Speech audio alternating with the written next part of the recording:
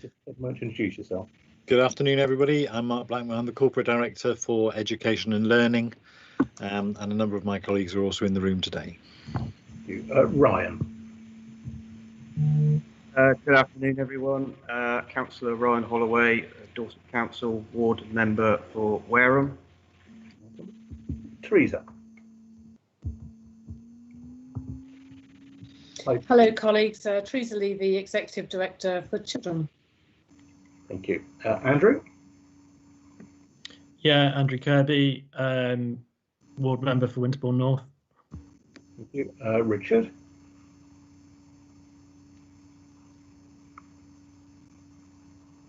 Richard Biggs.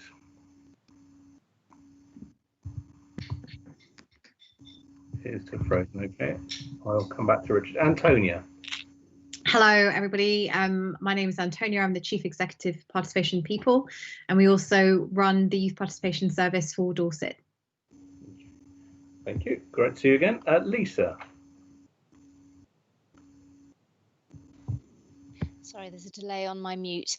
Good afternoon, everybody. I'm Lisa Linscott. I'm Principal Teacher for Dorset, which means that I'm responsible for strengthening schools, both in terms of leadership and outcomes, children missing out on education, elective home education, and I'm also the virtual school head as part of that. Great to see you. Stuart. Hello, Stuart. How are things? Hello there, very well, thank you. Stuart Riddle, Head of Commissioning Children's. Simon, we come to Simon. Yeah, Simon Fraser-Brown, Service Manager for Adolescent Service, which includes care leavers. We have Louise. Good afternoon. I'm Louise Drury and I'm supporting in quality assurance and also with the Harbour project. Thank you. We'll go to Jane.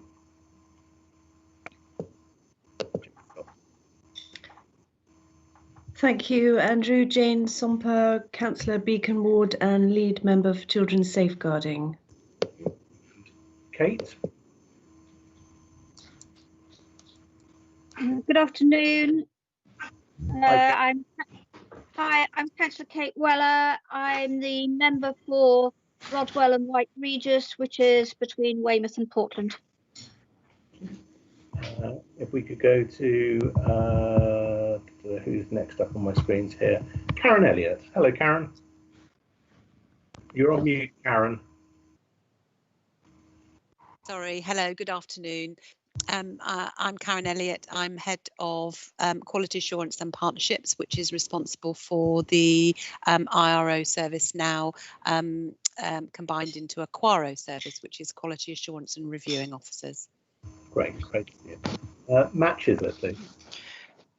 Good afternoon, all. My name's Matthew Chislett. I'm the Corporate Parenting and Permanent Service Manager.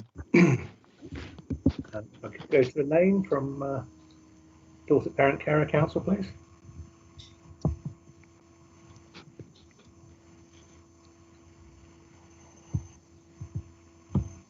Just admitting her into the lobby. Okay, thank you. Can we go to... Good afternoon, Elaine. If we could just ask you to introduce yourself. Good afternoon, Elena Kopsky, Dorset Parent Carer Council. Apologies for I couldn't log on for some reason. Great to have you on board, Elaine. Thank you. Kathy. Hello, I'm Kathy Lugg, Dorset Councillor for Ferndown North. Wonderful. Sarah Jane. Good afternoon, everyone. I'm Sarah Jane Smedmore. I'm Interim Corporate Director for Care and Protection. Welcome. Let's see who else we have here. Simon Hedges.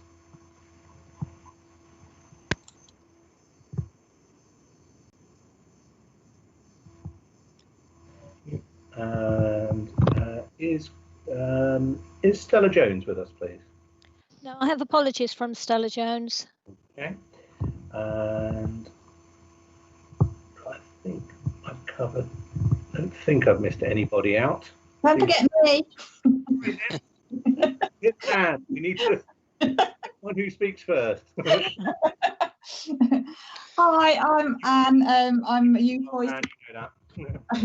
I'm a Youth Voice and Insight Officer with Participation People. Brilliant. Thank you.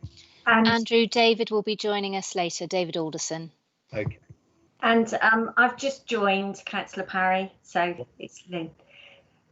Lynn Giles. I'm Children's Services Manager for Action for Children and manage the Advocacy and Independent Visitors Service. Welcome, everybody.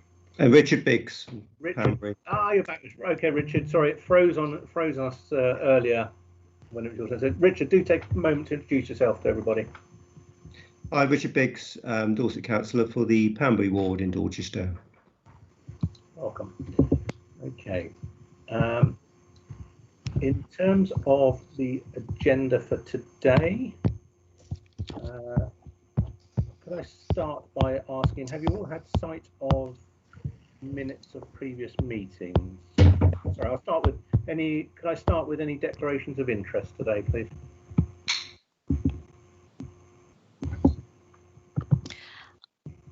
No. No declarations of interest. No. Chair, are we doing appointment of vice chair today? Yes, we are. We are. And what about election of chairman? You said you were going to be chair for today. Are we? Yeah, we need to appoint a chair and vice chair today for the coming year. Okay. Okay. So Councillor Lugg has her hand up. Right. Kathy, let's take nominations, please, for the post of chairman for 2021. Yeah, I'd like to propose Councillor Kate Weller as chair for the panel. As an ex-social worker, I think she'll do an excellent job, and having seen her chair, she's always very fair and keeps the meeting moving along. Thank you. Councillor Kirby. Chair, I'd like to second Kate Weller. I know she's very passionate about young people. Okay. Kate, are you happy for your name to go forward? Yes, thank you very much, Andrew. Thank you. Could I ask Thank you for the nomination, please?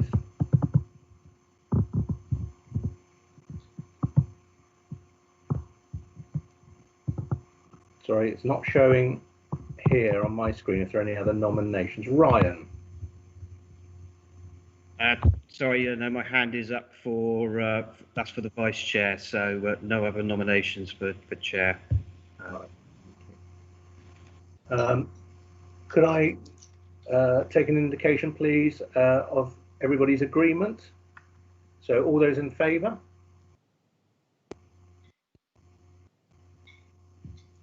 Anybody against? I'm not picking up anybody against. And any abstentions?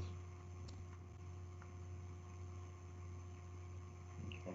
Liz, are you happy with that? Yes, yes. Wonderful, thank you. So we can note that Kate Weller will be the chair of the corporate parenting panel. Congratulations, Kate, and thank you very much. Thank you. But I'll leave you to carry on for the moment, Andrew, since you're doing such a wonderful job. Everyone else is laughing at that suggestion. There we go, that says it all. Could we move to nominations, please, for vice chair? Ryan, I believe you want to put a nomination forward. Yes, thank you, Chair. I would like to nominate Councillor Richard Biggs for Vice Chair. Obviously, as previous, Richard was the Vice Chair of the year before. I think he did a very good job, and I think that he will. Do very well in the role again. Thank you. Seconder for the proposal that Richard serves another term as Vice Chair. Seconded by Kathy, Councillor Lugg. Can I ask Richard, are you happy to serve another term as Vice Chair? Very happy. Thank you. Could I take a vote, all those in favour, please? Very good, thank you. And anybody against? And any abstentions? Sorry, I should have asked if there were any other nominations. Apologies. I'm not showing any other nominations. Right, okay. Liz, are you happy with that to be recorded? Yes, yes, happy with that one. That Richard Biggs will be Vice Chairman. thank you, Richard, and for all your work in the previous years, really, on corporate parenting. Much appreciated, and thank you for undertaking another term as Vice Chair. Thank you. Okay. I'll move on. Right. Liz, are there any apologies that we'd like to note today? Only the one that I previously mentioned from Stella Jones. I haven't received any others. Okay, thank you. Item 5 on our, item 4, declarations of interest. No declarations of interest. Item 5 on the agenda, terms of reference. To note the terms of reference. Do anybody wish to speak on this matter? Yes. Just me being pernickety, but it just means that we know that we can prove that we looked at it. It refers to Dorset County Council. Can you just change that to Dorset Council, please?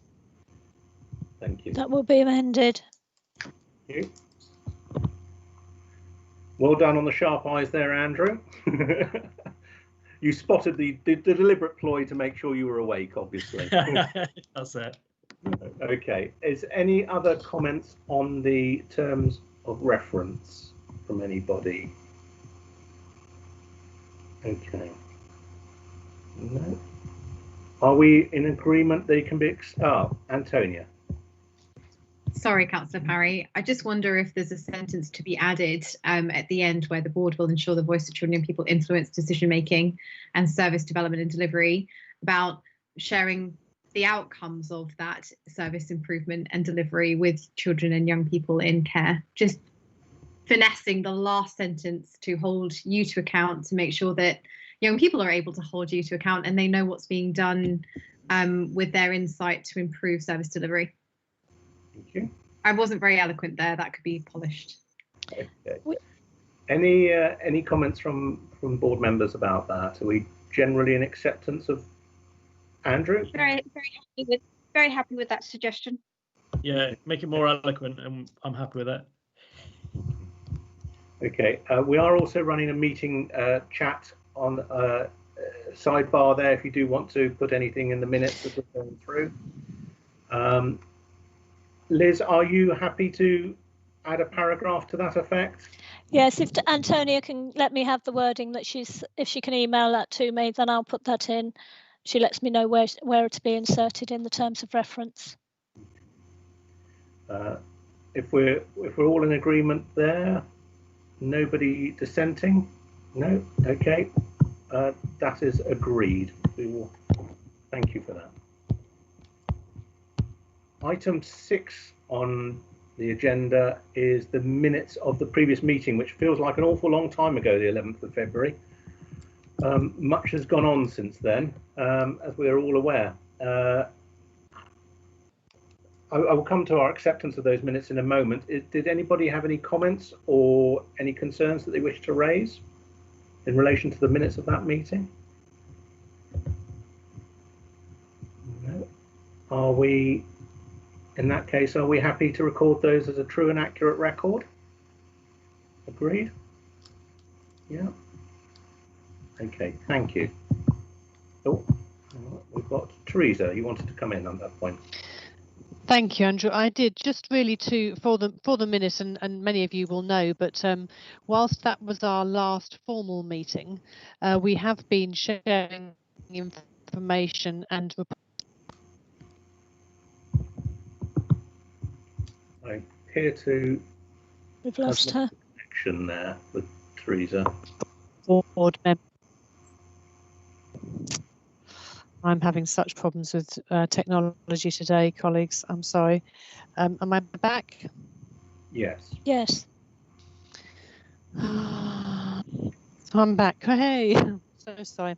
I think it's a new Teams setup. It's fantastic until it's not, and then it's not been for any of us today. I just wanted to really, as I say, reinforce that we have been circulating reports and having informal corporate parenting panel discussions during this time since February, but that was our last formal meeting. Yeah. Okay.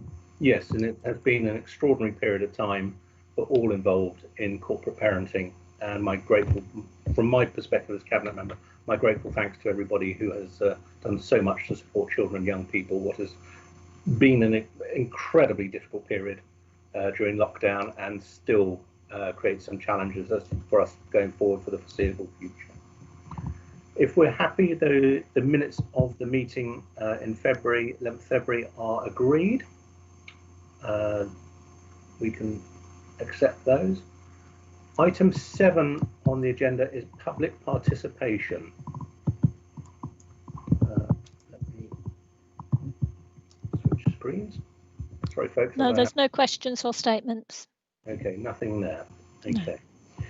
We're happy. Do we have any members of the public on the call, Liz, or any members of the press? We may have. I don't know. Simon, can you tell that? I don't know whether Simon Hedges can tell that.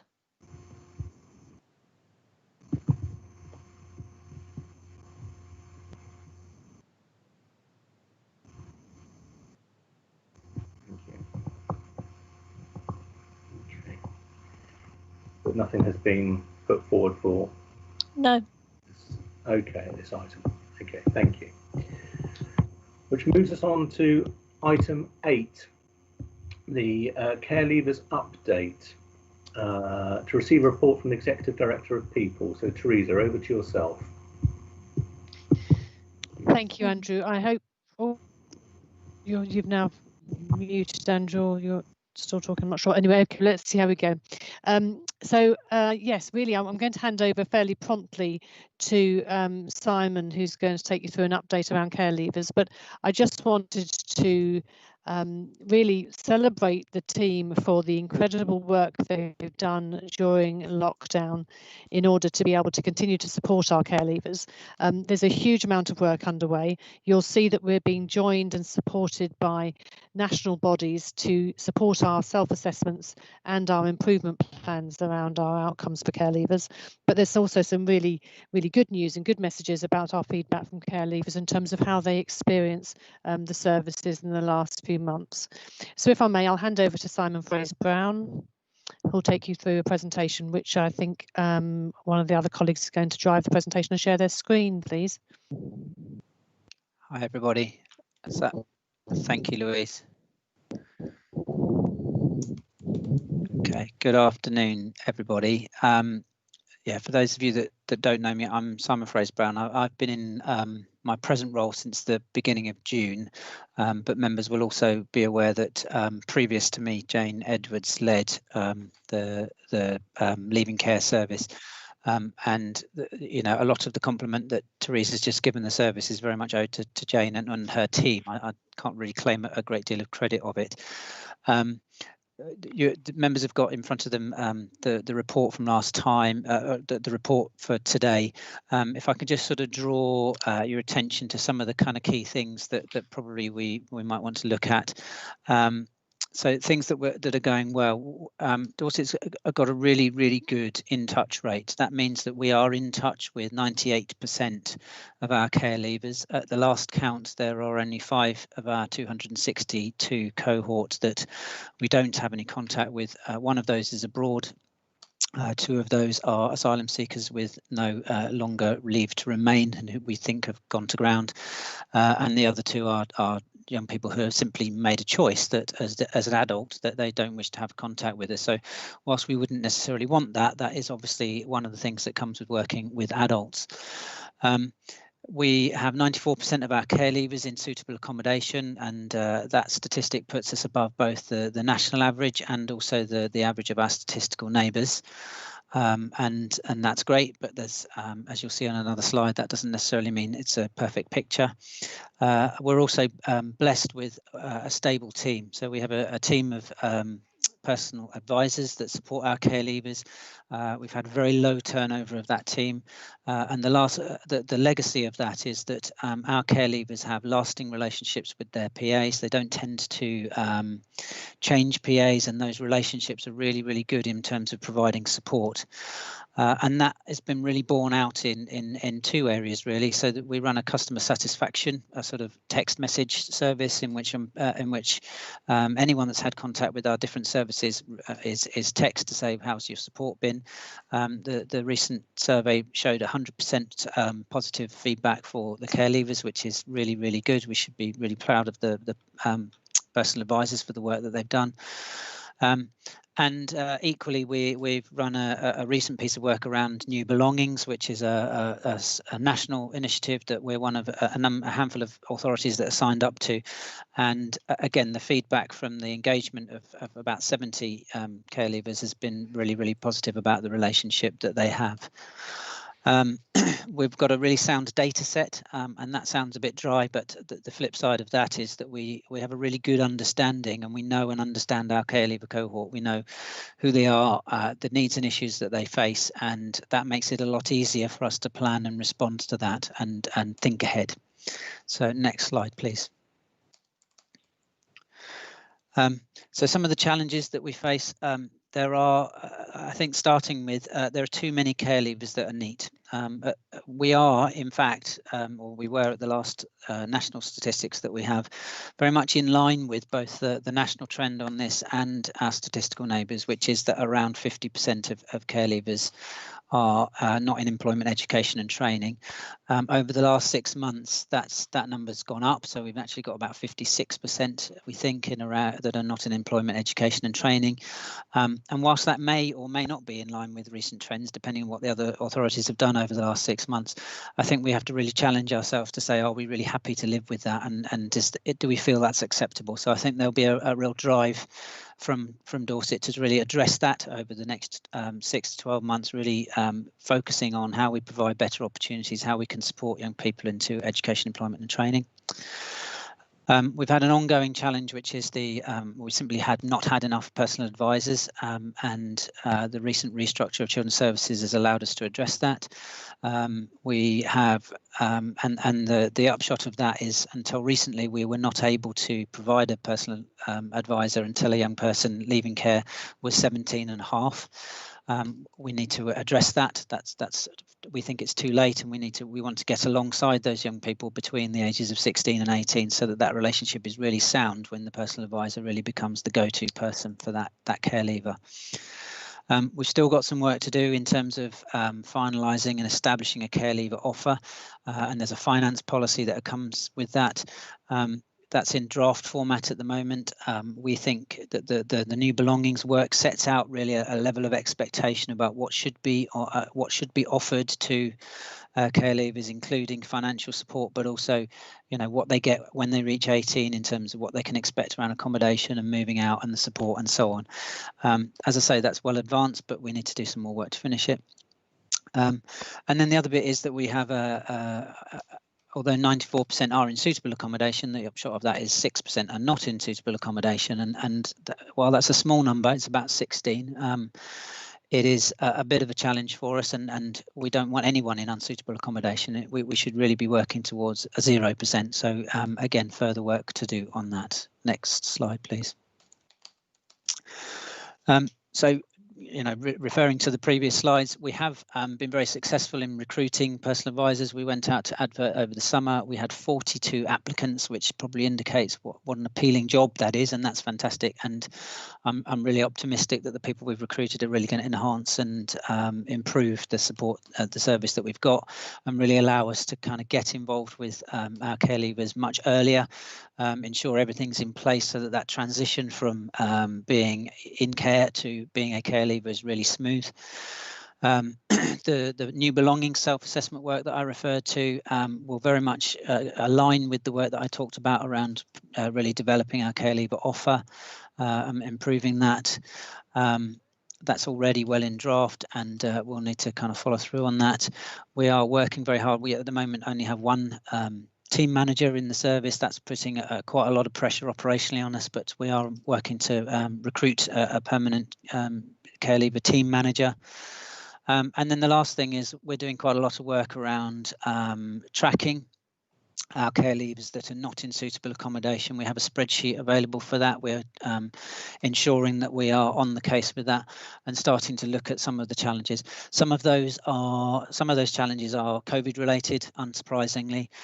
We did have 1 or 2 come into bed and breakfast during the COVID crisis when a lot of the private housing market was struggling. There's also been a bit of a legacy, which I've been sort of getting a bit of an understanding about over lunchtime, which is that once somebody is in bed and breakfast for more than a year, they automatically jump to the top of the housing list. And so whilst that didn't necessarily affect any of our current care leavers, those people that were affected by it effectively jumped ahead of our care leavers in terms of housing priority. So I'm just trying to get a bit more of an understanding about that, about how we really ensure that the housing of care leavers is really at the top of the agenda, and we've really nailed that. So I think that's a bit of an overview. I'm happy to take questions on any of the more specific questions within the report. Thank you, Simon. And I know after questions you're going to have to leave our meeting. I am, thank you. Andrew Kirby would like to ask a question of you. Andrew. Sure. Yeah, thank you, Chair. Sorry, I thought I'd jump in there. Simon, just going back to the policy about our homeless people jumping our children. I think that's a little bit wrong. And I think as pushy corporate parents, we have to ensure that our children are housed first. I noticed that Graham Carr-James has got that had that paper that went through cabinet about I think it's building or procuring homes for people. Is there any way that we could stick in a policy to ensure that our children go in there first or get priority? So there is I'm hoping that Teresa or Sarah Jane might help me with this, but my understanding is that there is a draft policy that's working its way through. It's out for consultation, and that will increase the priority of care leavers once that's ratified. Teresa, are you able to comment? Because you probably know more than I do. Absolutely right, Simon. Yeah, so we have been pushing this for a little while, and I think everybody would understand there's all sorts of priority children, and sometimes there is a case to be argued about children who are on child protection plans but never became looked after, have got the same sort of priorities, and so we have some of those conversations, but we are relentless about our care leavers. We kind of go yes, and our care leavers are first. So that's the consultation that's out at the moment to think about what that looks like. That being said, as you all know, the challenge with having your first tenancy is sometimes it can all go horribly wrong, and then it blows back on you in terms of having, messed up your opportunity and not being able to go again. So what we're really looking for is a range of options and a range of offers, which means that we're not in a place where young people take a tenancy before they're ready. And I would be a little concerned about somebody who's been in bed and breakfast long term going into their first tenancy. So it's yes, let's put them top priority, and yes, let's get a greater range. And the Kirtleton Avenue project will do just that.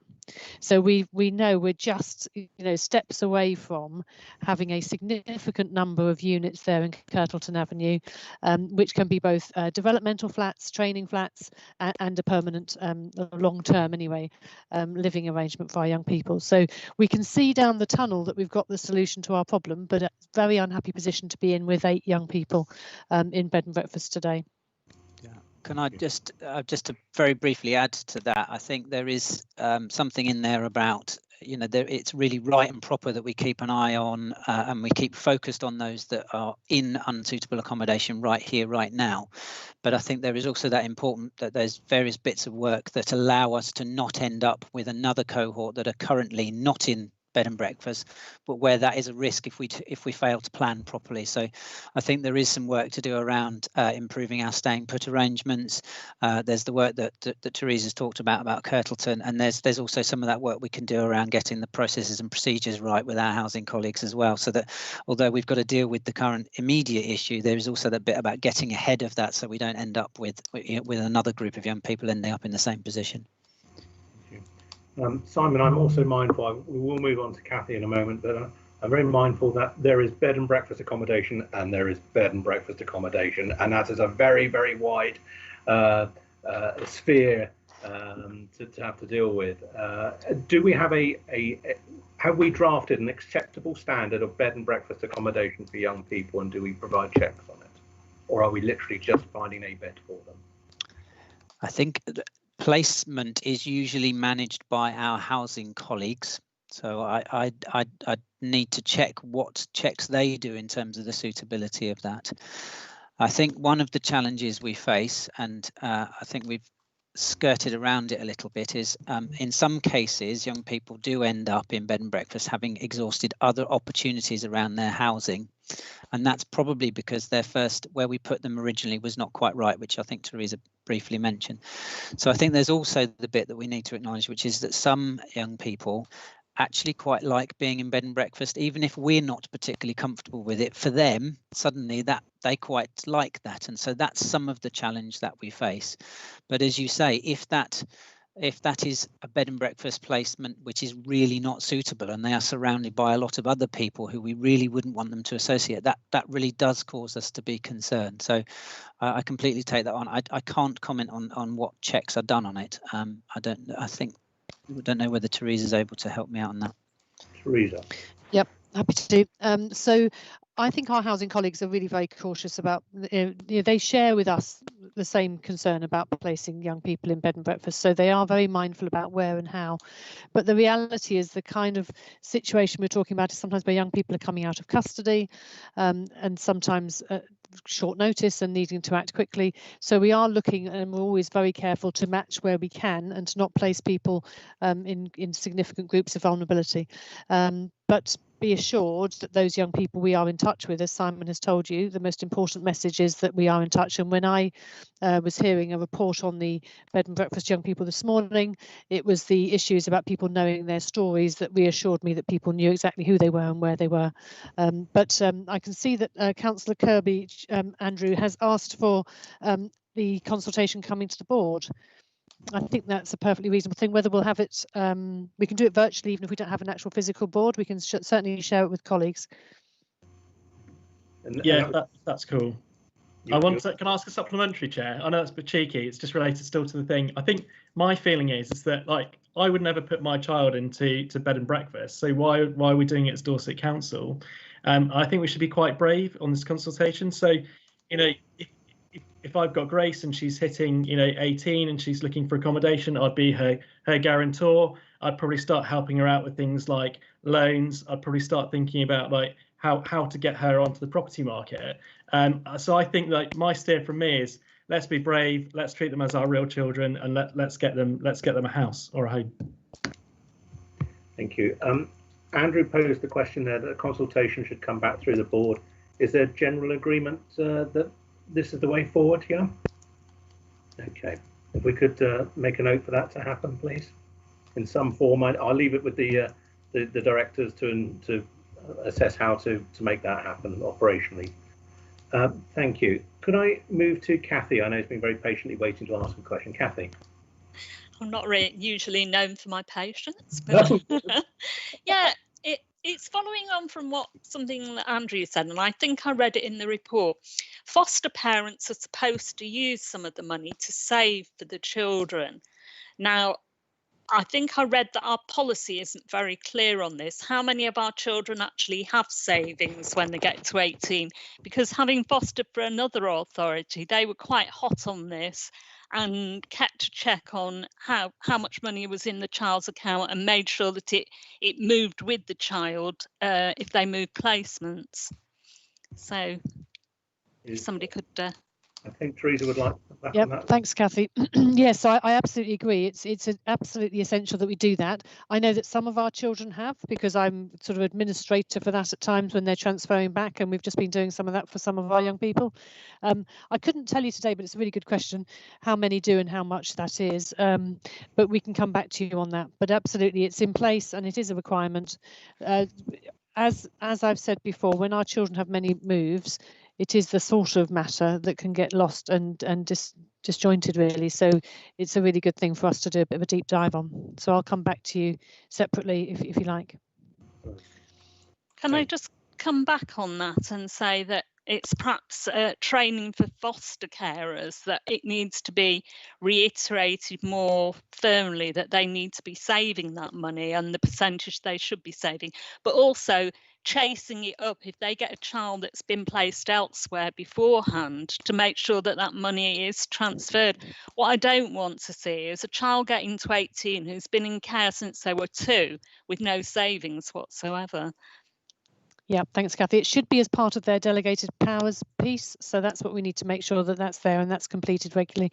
And then you're right, the reviewing officers have a responsibility in this too, in terms of tracking that. So I'll come back to you with our present position, and it's a good reminder to give that a reboot. Okay. Kate, I know Kate would like to ask a question. Kate. Thanks very much. Actually, Andrew asked most of what I was wondering about, so I'm not sure he's still with us, but thanks for that, because that answered most of my questions. I just wanted to say that as a returner to this this board, I've had a steep learning curve in catching up. I really like the data in the new belongings. I think that's very good, but there are certainly a whole lot of questions that I'd like to ask around that, and I won't do it today, otherwise we'll be here till tonight. But if somebody could get in touch with me who could bring me up to speed, I'd be really grateful. On the question of Kathy's question about savings, our care leavers are coming up to 18, and the first 18-year-olds who are now able to draw that Gordon Brown savings scheme that was initiated when they were born, with the government putting some money in. I understand, and another bit was topped up a few years later before the scheme was abandoned a few years ago. But I understand that even those for whom no additional money was deposited, they are eligible to around £800. Now, £800 isn't a small fortune, but if you've got nothing, it's quite a lot of money. And certainly for 18-year-olds, just making their first steps to independent living, that could be a significant sum. So can we take a look at that? As I understand it, actually very few children are applying for that money because they weren't aware of it, and because, particularly for our young people, a lot of them have changed addresses so many times since that was taken out, they're not easily traceable, so nobody's checking up and nobody's rushing to give them money if they don't apply for it. But that money, it's a bit like the premium bonds. If you don't apply, they don't find you. So we need to check that, because a lot of those young people 18 this month and going on will have tiny pots of money there that is theirs. Thank you. Teresa. Thank you. So yes, I think as somebody's answered here, the Child Trust Fund. And so lots of our young people who are leaving care also access the Leaving Care grant, and that needs to be managed carefully in terms of getting access to that money that's available to them in a managed way. So I think what's really helpful about this conversation is to really think about coming back to you with a financial position for our care leavers, because I think that's what we're talking about. So I think I will bring all of this into one place. As I've said, I know that some are. I couldn't assure us today that all are, because I don't have that level of detail. But we'll look at that and come back to you with a position around just what funding is available, how and when. But lots of our care leaving staff manage that funding and their money with young people, equipping accommodation for them. I mean, that's kind of what I was saying earlier about sometimes we're in danger sometimes of blowing the money too soon, because it can go from a kind of sense of having nothing to having too much. So we need to manage that carefully with our young people too, in exactly the way as Andrew Kirby would tell us we manage it with our own young people, and that's absolutely right. So we'll come back to you next time if that's okay. Then I'll answer your question directly, Kathy, off meeting, but I'll come back next time with an article on the financial well-being of our care leavers. Thank you. Could I know Kate's going to come back in a moment there. Kate did make the point that clearly you've been on a bit of a sabbatical from corporate parenting. Could we make arrangements for an appropriate officer to give Kate a briefing on some of the developments, please? Yeah, absolutely. And I think, Andrew, if I might, because the care leaver self-assessment, it is really detailed, but I can't recommend it to you all enough because it's a really excellent, thorough piece of work that's been driven by a national body, and we've been incredibly straightforward and honest and quite challenging to ourselves in our self-assessment there. So I'm really confident about the picture it describes. But yes, Kate, I'd be delighted. I know Simon Fraser-Brown will, in terms of care leavers, also take you through that. But it may be that a more of a broad consultation will be helpful as we go through a range of other papers. It's a very fast-moving area. The other thing to say is that members should have been invited to the briefing from Core and Voice that have overseeing the New Belongings piece of work. So there is a further session on, I think it's on the 23rd of September, in which we will they will basically bring together the feedback from our care leavers and the engagement work that's been done with that alongside the self-assessment that we've completed, and a lot of that will then start the work in terms of how do those two things fit together and what are the key things that need to be done in order to respond to those challenges. And the feedback that matches the self-assessment is within the invitation. So if corporate board, the parenting board members have been invited, that document should have been uploaded to the invitation. Thank you. Kate, I know you wanted to come back on another point. Yeah, thanks very much, Andrew. First of all, I haven't got an invitation to that, Simon, so if you could make sure that it comes through to me at some time, that would be really useful with the accompanying papers. And yes, I'd love to take up your offers for catch-ups. I've read as much as I can, but I really could do with some one-to-one talking. Please do get in touch, that's fine. Thank you. And can I just reiterate again what Andrew Kirby was saying? I have the same philosophy with older people. My general mantra is, if this isn't good enough for my mum, then it's not good enough for anybody's mum. And the same goes for young people.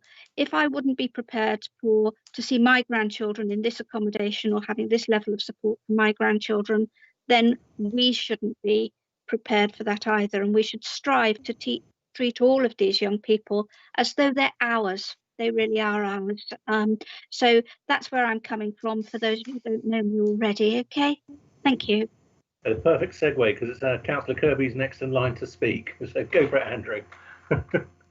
Yeah, I just I'm finding it a bit cumbersome going through the appendix on my thing, and whilst I'm thinking of a few questions. So yeah, I mean my issues is again using our influence as parents to be able to secure employment for our younger people. So Dorset Council holds a lot of sway, and I had a really good conversation with Matthew Chislett. Matthew, I think he's in there somewhere, about using our personal influence as councillors to secure our children jobs, as in our corporate children. As we would in our everyday lives. If I've got a company and I'm doing business with a friend's company, I'll say, "Hey Bob, can you take Tarquin on for work experience, please? Because I need to get him into the real world." Now, I was looking through the cabinet papers last week, or sorry, was it earlier this week? And we've got a procurement policy, and I'm thinking, well, do you know what? Why don't we slip in things like, if a business is if we've got a large scale contract, can we slip it into procurement to ensure that they provide things like apprenticeships for our looked after children? I think we should be a little bit braver now, and about ensuring and working with our business partners to sway. You know, we're a big organisation, Dorset Council. We do hold a lot of sway, and we should be abusing that position to ensuring that our young people get jobs and decent work experience. There we go. All right. I know I'm causing carnage. Utilise our abilities to ensure better futures for children and young people rather than abuse our position, didn't you, Andrew? Yes, that's exactly what I say. Can you make it a little bit more eloquent for the notes? Matt, I know, wants to come in on this point. No, thank you very much. And I just wanted to say, absolutely, Councillor Kirby, we had that discussion, and it's almost like you're reading my mind in terms of the Dorset corporate parenting strategy that hopefully we'll be discussing in a little bit. So I'm glad that you raised it. Thank you. There is a note on the chat, Simon. If could you ensure the invitation to Core and Voice is sent out to all councillors, please? Yeah, I'd made a note. I was just about to click the thumbs up thing, so that's fine for both Councillor Holloway and Councillor Lugg. Thank you. Are we content with the report from Simon in respect of item 8 on our agenda? Is anybody else wanting to speak on this? Teresa.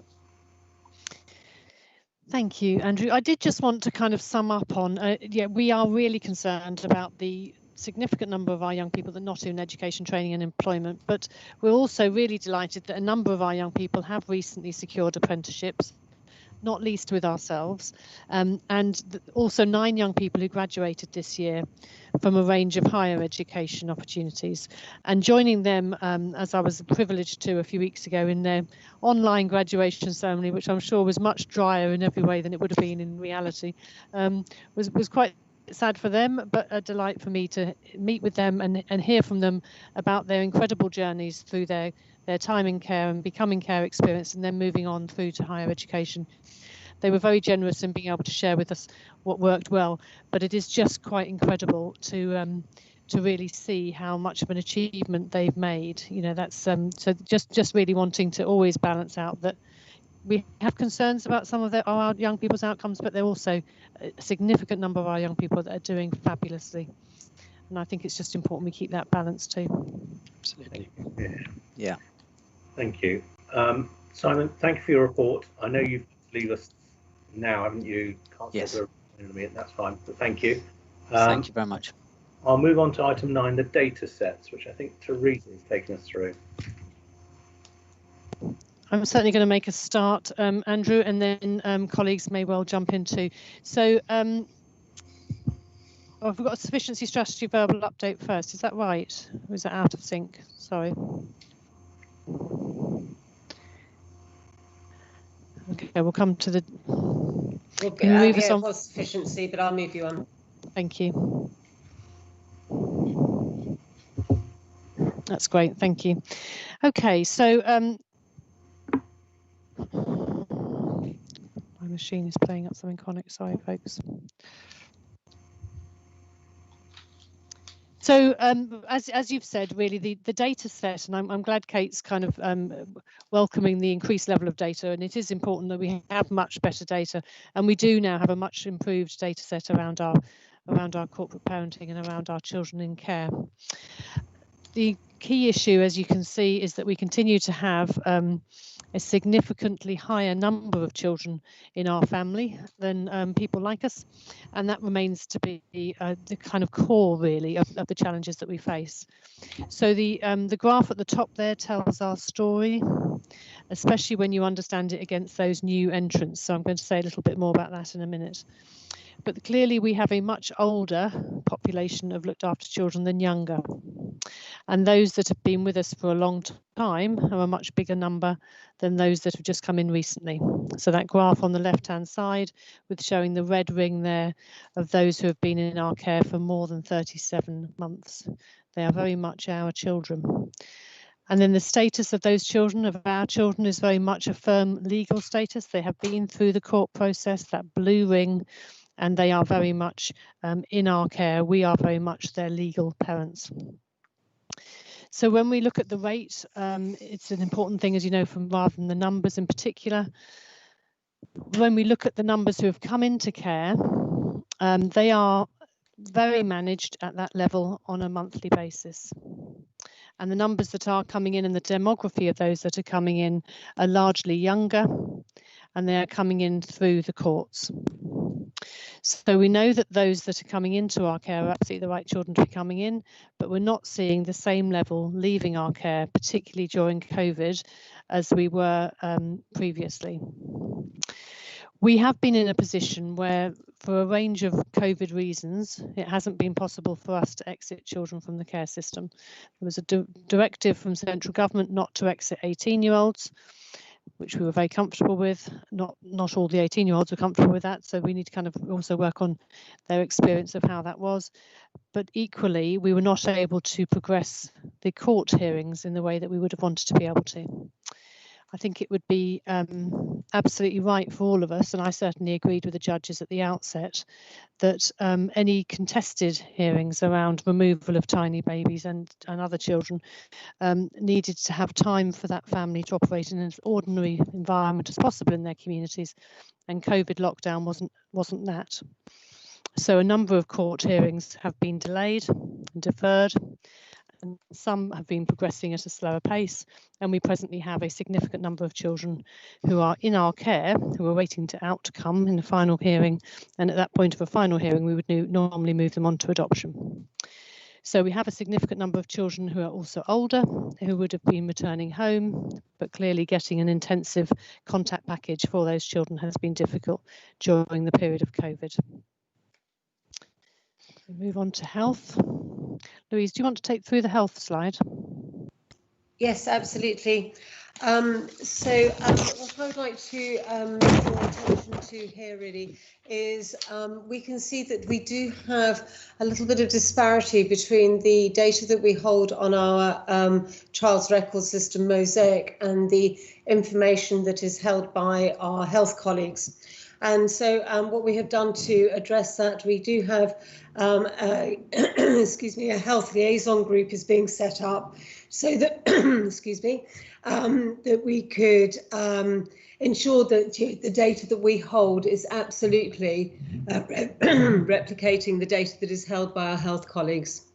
Also, in terms of our emotional well-being, we have established an emotional well-being group, again, which is going to have that focus on the SDQs of our children, so that we have a really clear understanding of our children's emotional needs. And also the focus of our next informal group for the Corporate Parenting Board in October will have a focus on the health of our children, both physical, emotional and mental health, and also consider that within the impact of COVID. So the data and the groups that we are going to pull together will have an absolute focus on improving completion of health assessments, and also what we want to do is actually have a greater understanding of what the health needs are of our children. So digging much deeper, so not just being able to count how many review health assessments, initial health assessments, dental appointments have been attended, but understanding the health needs of our children. So, for example, how many of our children have an autoimmune condition or a heart condition, for example, so that we have a much better understanding of that. And I will move on to, yes, so I've covered that there. Would you like me to carry on, Teresa, in terms of safety? What we can see in terms of safety, so really having a focus here on missing and child exploitation. So 14% of our children had a missing episode, which puts us in a worse position than our good and outstanding authorities. And work is underway to fully understand this, as in Dorset, both absent and missing episodes are recorded as a missing episode, which may mean that we have an overrepresentation of missing episodes. And equally, we are also very much aware that this could relate to other factors. So we are paying attention to offering quality return home interviews. So the development of the Harbour Adolescent Service as a result of Blueprint for Change provides us with a real opportunity to offer more meaningful interventions for our young people who go missing, and to really understand what are the triggers for those missing events, and also coming alongside being able to actually offer more to our young people, so we understand about push-pull factors, and it is absolutely our requirement to offer more to our young people that reduces the missing episodes and the draw into other places. And I'll take this one if you like, Louise. Okay, thank you. I've managed to get my sticky button working now. Okay. Thank you. Okay, so placement. So as I kind of said, in a number of places around our looked after children population, and our inheritance really of not having had sufficient placements for some time in Dorset, we continue to see that being a challenge for us. But the most important piece around this data set, and I guess the bit I'd like to kind of have feedback on, this is a different way of seeing information. I think it's a much more helpful way, but I'd like to know whether you think so too, is really we're driving in and focusing in on the areas that we need to really pay attention to. So we've all said, that children moving from placement to placement isn't what our ambition is for our children. So we're really focusing on that in detail. Equally, looking at those that are too far away from home is a clear focus for us all. And so we're monitoring that very carefully and clearly having a strategy to bring more of our children home. Part of that is about having a permanent plan in place that is solid and reliable. And so you can see in that bottom graph there an increase in the number of permanent plans that are in place for children. Louise, can you put the next one on, please? Thank you. Mark, do you want to talk through the education, or Lisa? Yeah, I'm quite happy to pick that one up.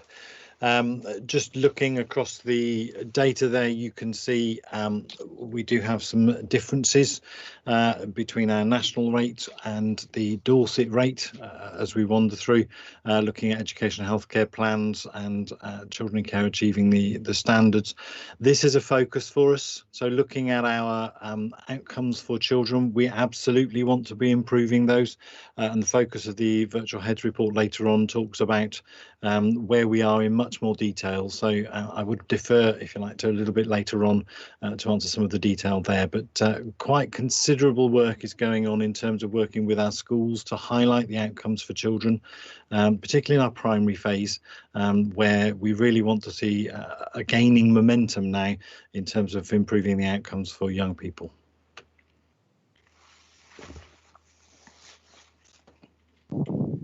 Thank you. And so again, I'm going to come to Stuart in a few moments for a sufficiency statement, which will be able to tell us about our road to travel for sufficiency.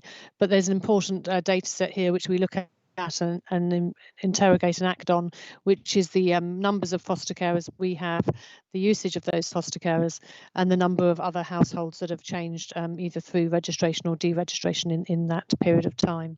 And clearly also from a quality assurance point of view, looking at any allegations or concerns that have been raised around those households.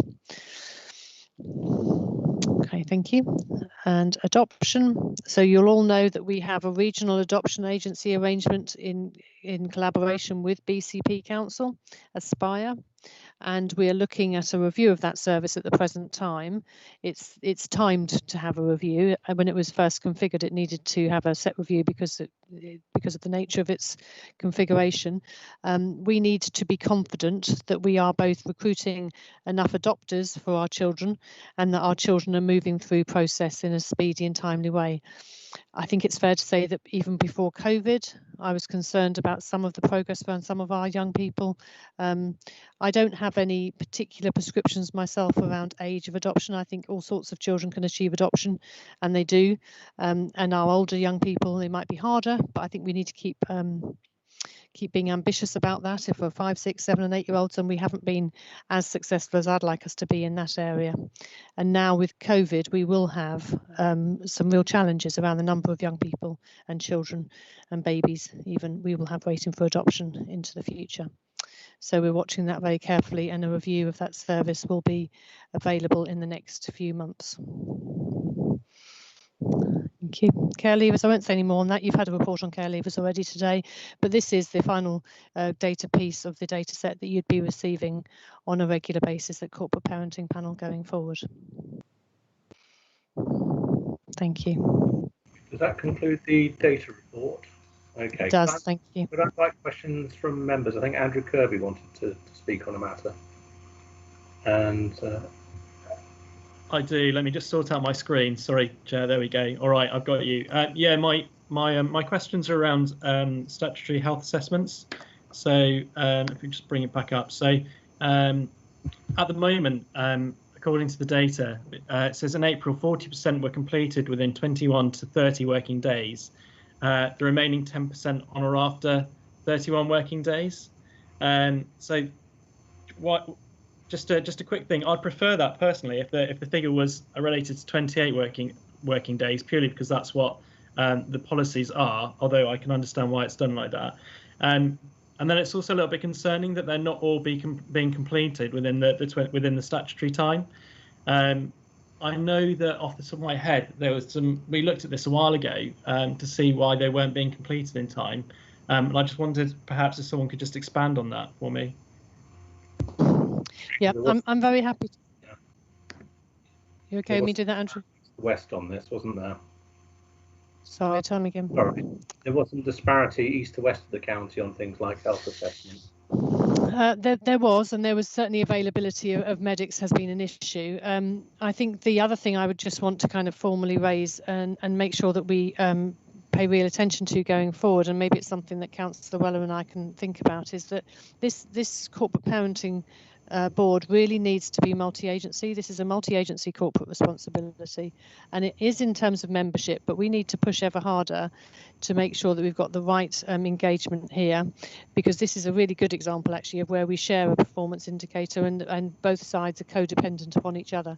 So we have our responsibility to make sure we notify our health colleagues in good time, and obviously then at that point we're needing to have medics available to undertake that activity. Both aspects of that have been problematic in recent months. You can imagine why the medics haven't been available.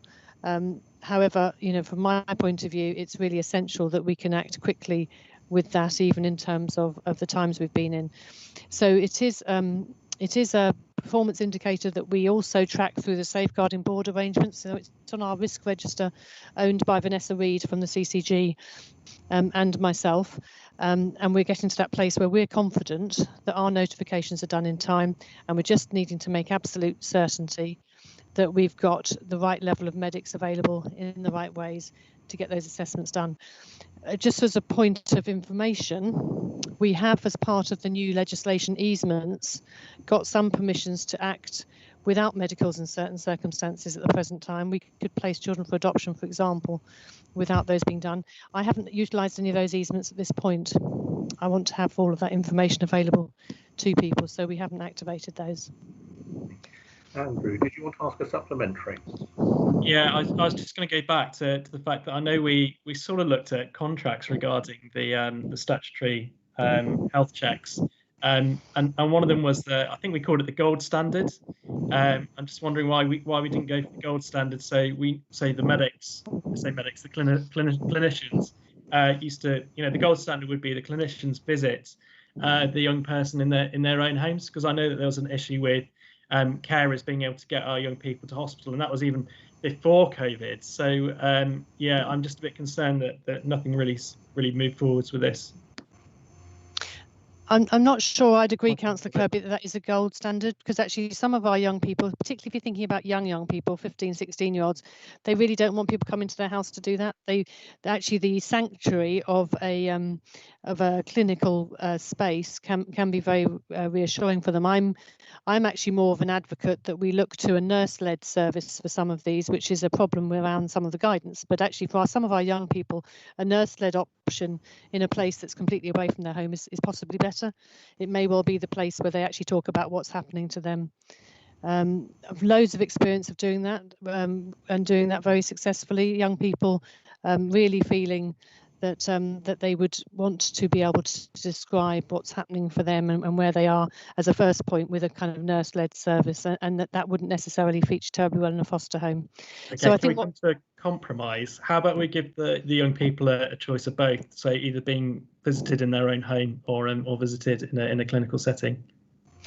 I think if we do that, I think the challenge that we will face will be around delivery, because clearly it's fairly obvious if we were in ordinary times, a clinician sat in their clinical space can do 2 or 3 people on the run. If we start moving them, and as we know with our position around children in our care, sadly, they are too far flung at present.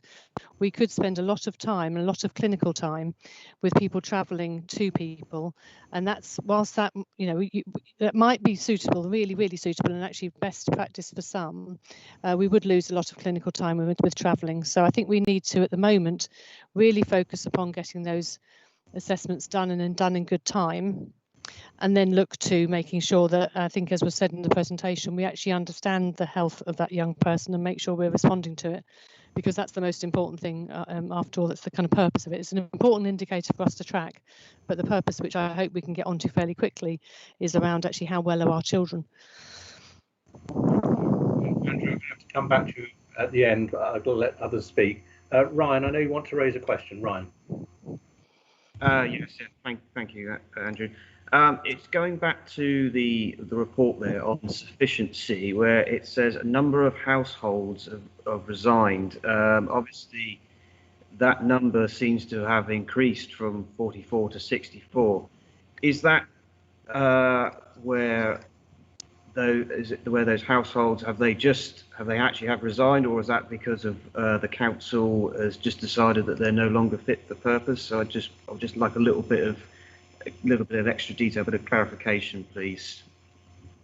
Teresa, can you offer some understanding of what's going on there, please? Yeah, I absolutely can. So it will be a mixture, Councillor Holloway. It will be a mixture of people where we have had concerns. Children may have raised concerns, and we take them through deregistration for those reasons. It's not uncommon, and sadly we've seen some of that in the last week or so, that some of our carers who are significantly older have poor health or sadly even die, and then the household is deregistered. And occasionally, although not very regularly, we do lose carers to other providers, independent fostering agencies, etc. But I think it's fair to say that mostly it's either us choosing people to go or people choosing to step out of fostering generally. We don't lose significant numbers to other providers. Thank you. Are you happy with that response, Ryan? Is there a supplementary at all, or? No, I don't think I need to make a supplementary. I'm happy with that answer. Thank you, Teresa. Thank you. Kate, I know you want to come in on this matter. Thanks very much. As a very quick background, my background is dentistry rather than social work. And in the dark ages, before any of you had been born or certainly left school, I worked for Surrey County Council doing dental inspections in schools. And in 2 days, we could do a 2,000 child school dental inspections, and it worked very well, in one position. And so I was very sorry when the government did away with that particular system. But my questions were actually we said something about accusations against foster carers, and I wonder, again, you can give me more information on this later, Teresa, or somebody.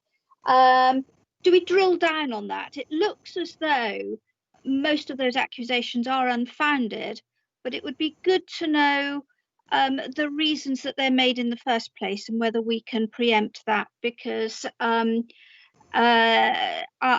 concerned about that. The other thing that I was concerned about is on page 92, we're talking about revocation of adoptions, and I wonder whether, looking at the dates and so on that, whether that's been very much a COVID related thing, and that's something that we will come out of when things return a little more to normal, whatever that might be. And the other thing you've touched on pretty much, and it was the resigning of carers. And it would be good to know, drill down again on the reasons for that, and where we may have been able to support our care providers a little better so that they were prepared. I am aware that an awful lot of them are just at an age when they just don't feel that they want to continue. They've done their bit and they don't want to continue any further. But those are things that I picked up on, and I'd like us to talk about it a little more at some point, if we could, please. Thank you, Kate.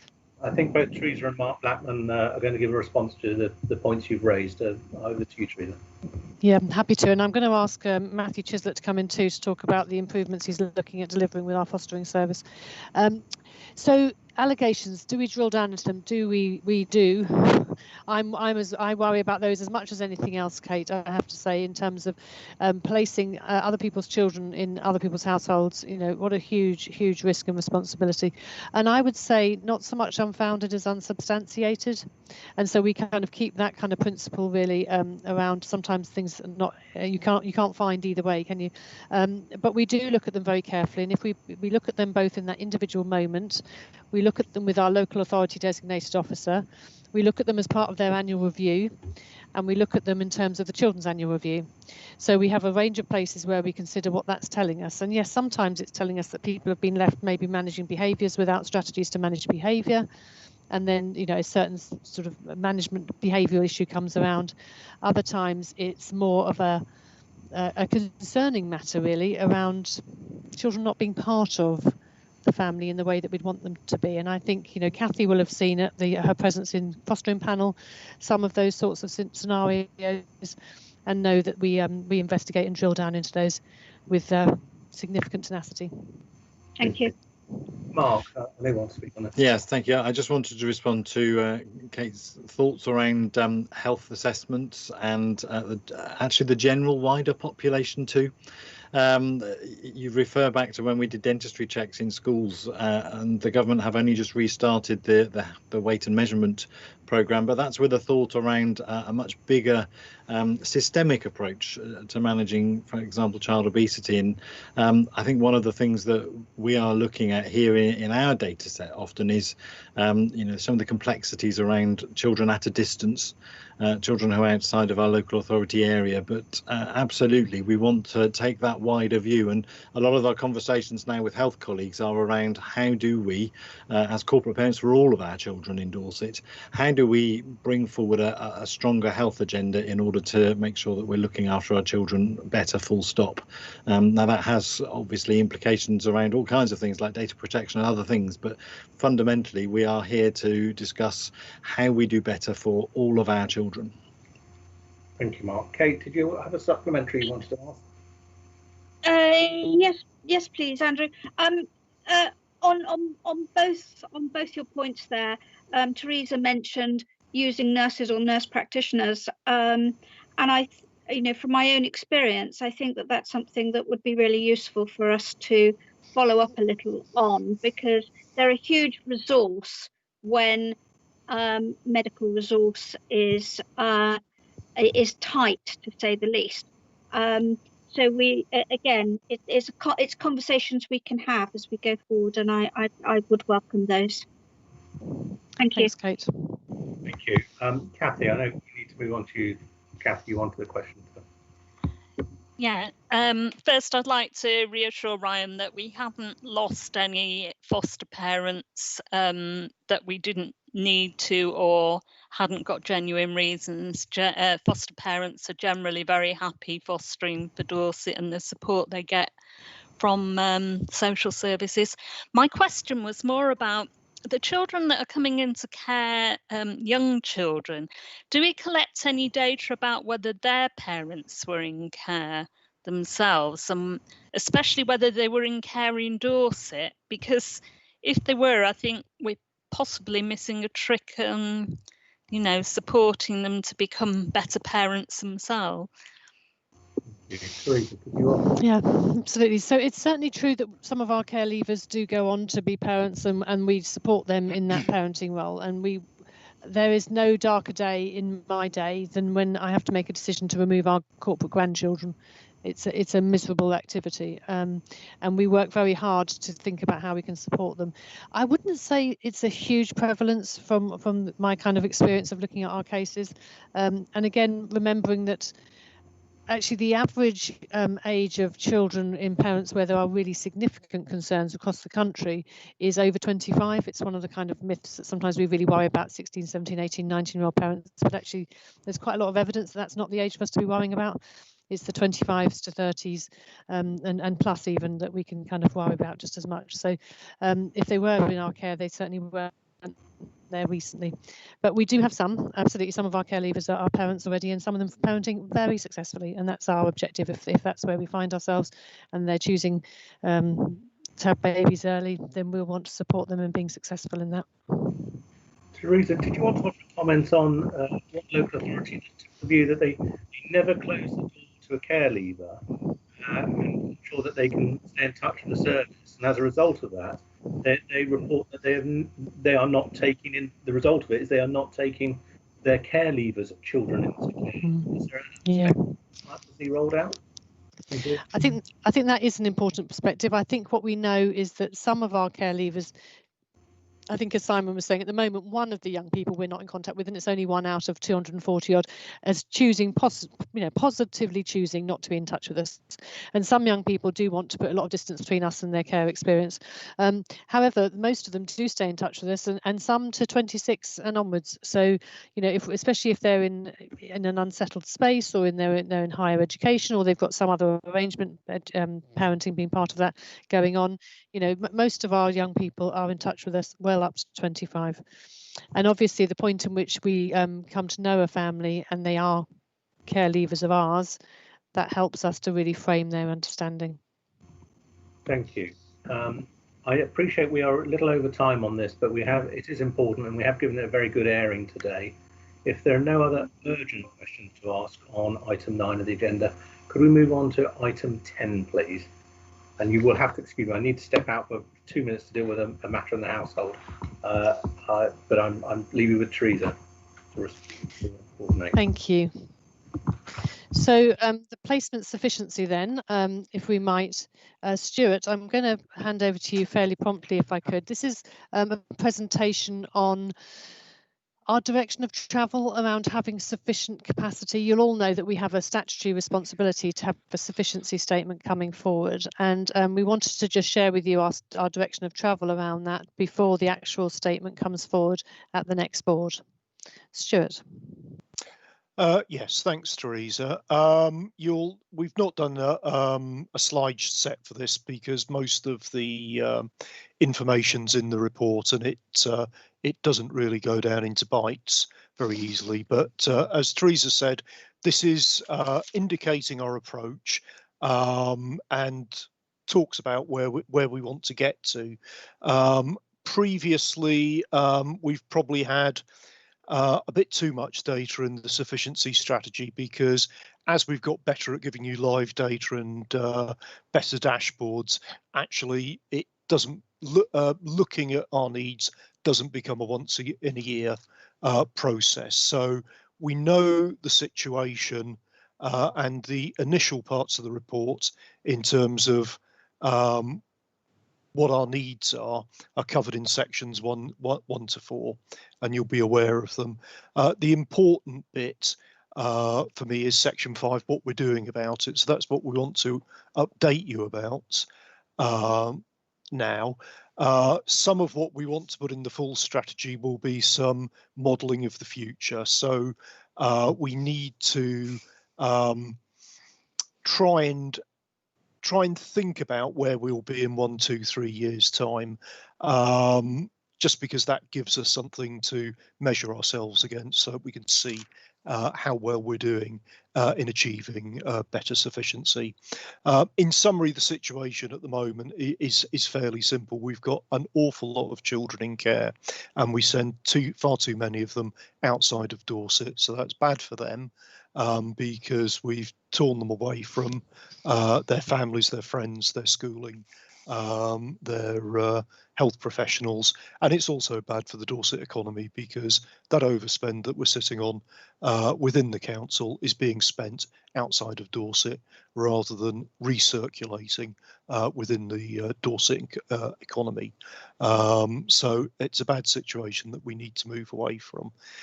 In terms of what we want to do, Matt and Teresa have already spoken to you about our aspirations about foster care. So we need to improve the number of foster carers that we've got available for Dorset children. And some of that is about how we develop our own fostering service, the Dorset Council Fostering Service, and how we can start to reshape that to meet emerging needs. It's also about what we do with the fostering agencies that operate in Dorset. So we've done some market engagement with them, and we're in conversation with them, really about getting more of a handle on the available foster placements that are in Dorset that are occupied by children in care from other local authorities. So we've got provision there. We're just unable to tap into it as readily as we'd want to. Those fostering agencies are wary of block contracting with us, because they're very concerned that they get the right match between the child and the foster families. But we're working on ways that we can try and create some assurance there. And I think we've also got some willingness to look at specialist schemes. So I think the market is much more up for things like short break schemes for children who are disabled. The harbour has been mentioned already. It's important, I think, to think of that as an approach rather than a service. So it's not a building, it's not a team of people, it's a way of doing things and a way of weaving our workers, our foster carers and our resources together in order to do the right thing for children and to stop them escalating into worse and worse situations. So we're well underway with the capital programme to build the new children's home in Weymouth and to convert Dorchester Road. We're also making good steps, as Simon alluded, to actually building the core of that approach. So that's moving on well. We also need to increase the number of children's homes that we've got in Dorset. You'll be aware that we've currently got 60 children in residential care placed with external providers, most of those outside of Dorset. We need to turn that round. So we've been working very doggedly with the market and giving the message out to them that you know, if they either wish to purchase property in Dorset and register it, or if they're willing to lease some of our surplus buildings and register it, we will be looking to block contract those places so we can get the volume up faster. That's starting to gather pace now as providers get the message. So we're looking at having additional blocking arrangements coming on stream in the east of the county and also elsewhere around the county. And I think the other thing that's starting to shift the market a bit is we've had a number of providers who've been in that grey area of providing unregulated accommodation for older children in care. And I think now that the national consultation's underway, they know that that's not a market that's going to survive. So we've got a number of those providers now talking to us saying we want to start moving into becoming a registered children's home provider. So that's the way we're moving. We also need to look at what's around in terms of a blended approach to accommodation for children who are disabled, because there is a bit of a gap around short breaks arrangements in residential homes and I think potentially also transitional settings that will support children who are disabled into young adulthood and into their 20s. 5.4 covers what I've already mentioned about independent providers. Lastly, Simon and Teresa have both alluded to the Kirtleton Avenue development in Weymouth, which will give us a really solid quality base for supported accommodation for our care leavers. We also want to retender the range of supported accommodation in the next year. We've got the legacy of the Supporting People programme, but we've also got quite a level of children's services framework spending on supported accommodation. We think we can actually do much better by combining those pots and reshaping the supported accommodation service. And I think the other thing that we'll want to be doing there is looking at getting away from breaking the link really with some of the properties that have been around for a very long time in supported accommodation, because some of those hotel settings are a bit too big and a bit too unmanageable. And finally, what will be good news for you as corporate parents is, as a result of Blueprint for Change, we've strengthened our contract monitoring and quality assurance arrangements within commissioning. So we will have a quality assurance officer starting this month, and her job will be to get around all those providers to be able to monitor the Ofsted judgments, but also to get in at an early stage where there's issues and address those with providers. So our ability to have a grip on what's going along with what we're procuring and commissioning will be greatly increased. So that's a quick run through the strategy. I think the other thing that will blend into the full strategy when we bring it back is also some of the joint commissioning arrangements that we need to put in around the sufficiency offer, because it's you know, the needs of our children in care aren't just for accommodation, and sometimes that whole range of support needs to be blended in at the point of delivery where they leave. So I'll stop there and deal with any questions that you might have. Thank you. Stuart, when we talk about placements out of county, we tend to talk about it in its entirety. And some of those placements are actually in neighbouring authorities. You know, I'm aware of one in the Somerset County Council area, for example, which makes those those sort of physical links with family and those sorts of things, travel distances, manageable, more so than some of the other external agency placements, which I understand are in places like Blackpool and the Kent Coast in Margate, where properties are acquired because the values are cheaper. You can bigger bang for your buck in buying residential property. But I'm also conscious in those areas that they are seeing very similar properties being bought up by other sorts of hospital arrangements and rehabilitation arrangements, which may not always work well when we're dealing with children in care. And I just wonder if you can give us some sort of understanding of what's going on in those situations. Well, it's as you say. I mean, the exploitation issues that surfaced in Rochdale were about that market chasing cheap property and concentrating a lot of vulnerable people in one place, and that's one of the reasons why we want to bring children back to Dorset. If they're within our borders, if we can visit them easily, if their parents are in contact with them easily, if they are in an area where they're known, that's part of the network that makes them safer and less vulnerable.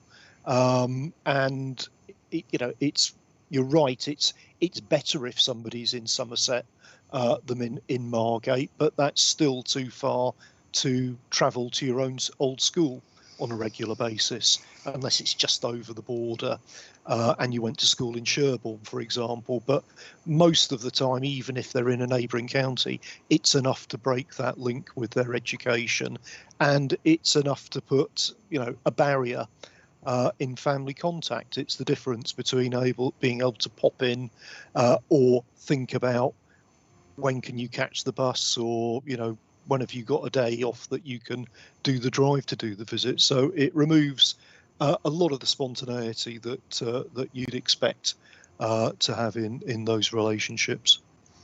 Thank you. But sorry, just the other thing to say though is I think part of the reason that we're starting to get traction with providers about coming into Dorset is because that's a bit of a movement amongst local authorities. Nobody really wants to send their children far away if they can help it. So they know that where the money will be closer to home in the future as far as local authorities are concerned. So they're willing to work with that. Sorry. No, I'm going to give way. I'll come back at the end on a supplementary. Kate, I know Kate wanted to raise a question. Councillor Biggs has his hand up as well. And Yeah. So I don't think I did, Andrew. I'm listening. I've got a lot of questions, which I think I will just address to Mark and Teresa rather than bore you all to tears being brought up to date, because I need bringing. Okay. Richard.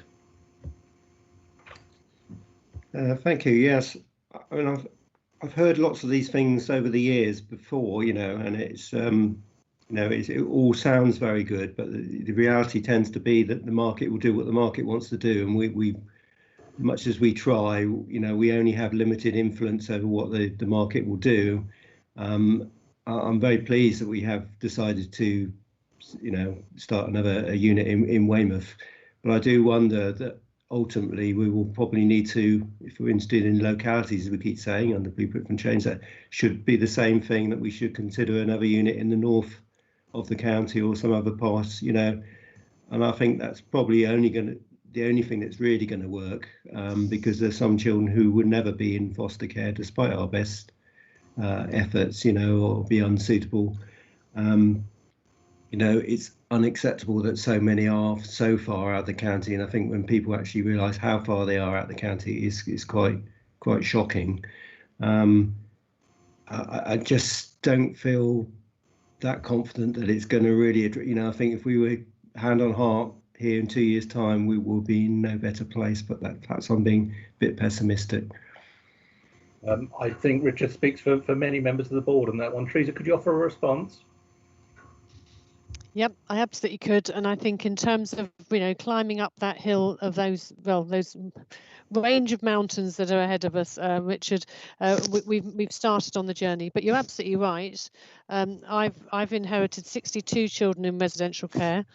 Where I'd want to be is somewhere about 7% of our population. That's what I know from best practice in other places.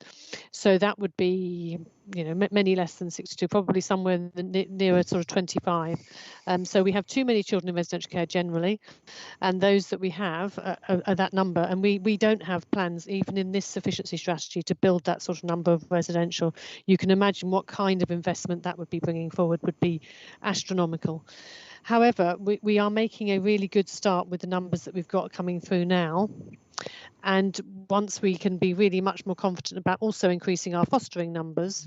So it's a three-pronged approach, really. It's not bringing as many children into care at all, because we're supporting them better with their families, increasing our foster carer number. And then ultimately, if we do need residential care for some, which I agree with you, we will for some, that we have that more locally. And so we need to kind of drive the action on all three of those areas, which we have plans to do. But it isn't a 5-minute wonder.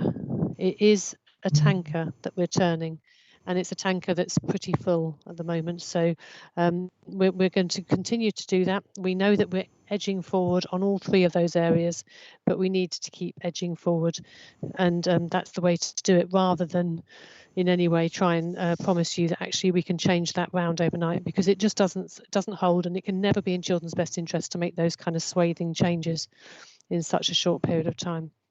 But the strategy that Stuart's outlined to you that will be coming forward gives us that first hill to climb, really. Thank you. You had your hand up. Did you want to make a point on this?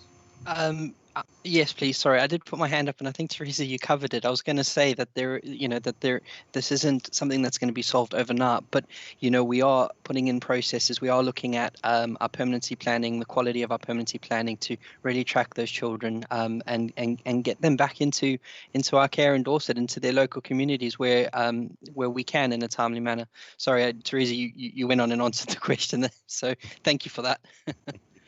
Andrew Kirby. Andrew.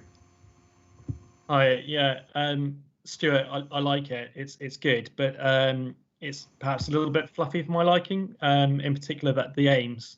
I'd like a few targets and perhaps be a little bit more quantitative. However, I think we could be a little bit braver, and I think we could put an aim in there. In my view, I don't know if other members would support me in this, but I would like to have an aim that we use absolutely no unregistered accommodation for our children and young people. I don't know if there's going to be a timeline on that, but I think it should be just a case of no more unregistered placements. Well, that's already the case. I mean, that's our approach. We're not making any more. All we're doing is working on a plan, which I'll come back to later on in the agenda, to manage out the ones that we've got. So we're not having any more. It's as simple as that. And I thought I'd put it in there actually. It's touched on, but I'd like it in the aims. So it just is a little bit more at the forefront. Okay, right. Yeah, I guess I just see it as simple compliance rather than an aim. So I would do too, apart from the fact that we still got unregistered placements. So I think to draw members' attention. Yeah, no, that's fair enough. We can do that. Yeah. Okay. Thank you, Stuart. The point I wanted to come back on, and follows on quite neatly from Andrew there, is where there are independent agencies with unregistered provision. Who are now being sort of dragged, sorry, I'll rephrase that, who have decided that they are going to move into the locality of Dorset and provide a registered provision. I'm aware that historically some of those companies and organisations have drawn quite stiff criticism from the likes of Ofsted, and I would want to see some sort of agreement from Ofsted that they feel that these are the right companies for us to be partnering with. Can we ensure that happens, please? Teresa, I think you want to come in on this. Yep. Thank you, Andrew. So we've had extensive conversations with Ofsted about the parlous state of provision generally across the country, and I've made no secret of the fact that we've had to take secure orders on children and not been able to land them secure placements because there's nowhere in the country. I agree with one of the councillors who have referenced a particular area which I won't verbalise, but there are some areas in this country that we don't really want to be placing our children in, and they don't want us to do either. But the reality is that we have had no capacity across the whole country. We are in a very unhappy place with that, and others are too. So Ofsted accept that and are working with us on that. We are not planning to have an ongoing partnership with anybody around whom Ofsted have raised concerns. And everybody who we are planning to have ongoing partnerships with, we've shared with Ofsted, and they're comfortable with those arrangements. So we're in a very, very close conversation with Ofsted around the approval of the placements that we're looking to get approved, and we're having a accelerated, I think it's accelerated is the right word, Stuart, approval process for our own applications. So they are notoriously often a 6-month application process for Ofsted registration. It's one of the reasons why we have a problem with our placement capacity nationally, but they have agreed to fast track basically our applications, so we're very grateful for that. Thank you. Kate, your hand showing up there, is there a point you wanted to make?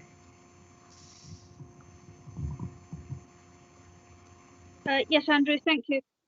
Yeah, coming back on what Andrew Kirby was just saying, you're absolutely right, Andrew. We need to make positive statements, not just for it to be sort of a woolly in the compliance. We do not sanction using unregistered providers. And if those people are unregistered, there's a reason why they're unregistered.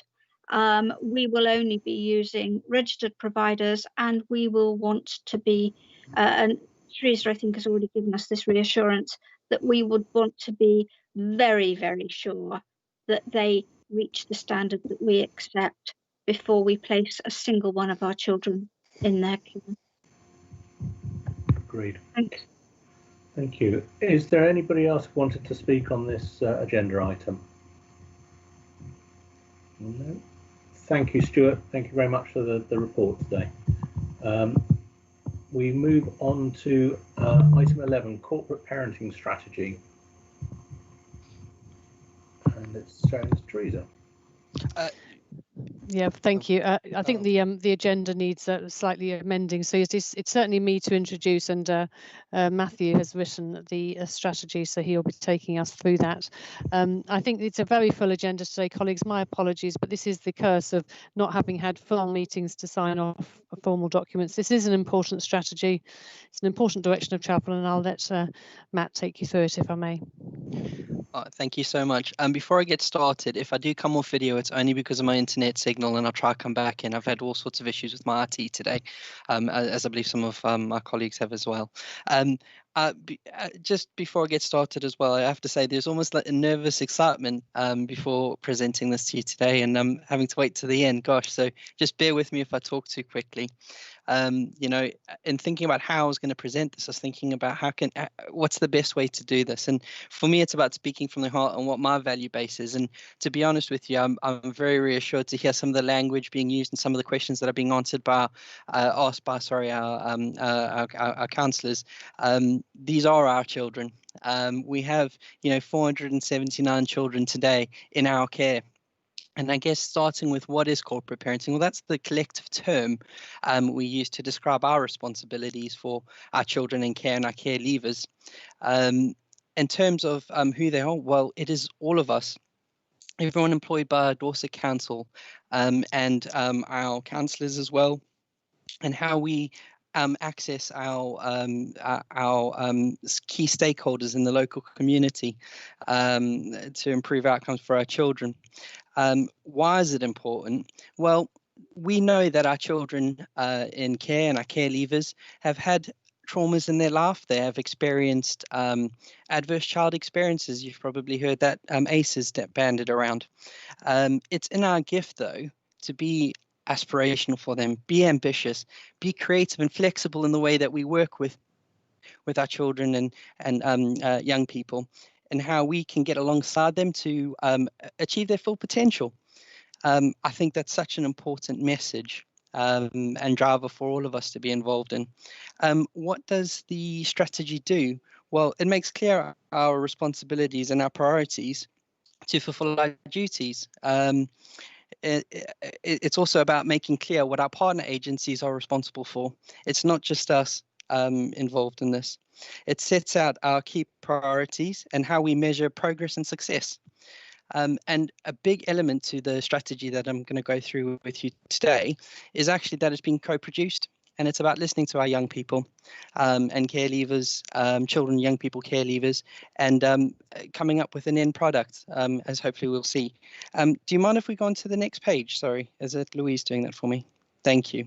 So for me, the Dorset Promise, I won't go through the individual promises with you. There's 8 of them in total, but it's about our commitment, our pledge to our children. It lets them know what to expect of us. And if you think about it from this perspective, if you surround yourself with positive people, you're more likely to have a positive outcome in life. And when things go wrong, if you're surrounded by those positive people, you're more likely to be able to pick yourself up and move forward.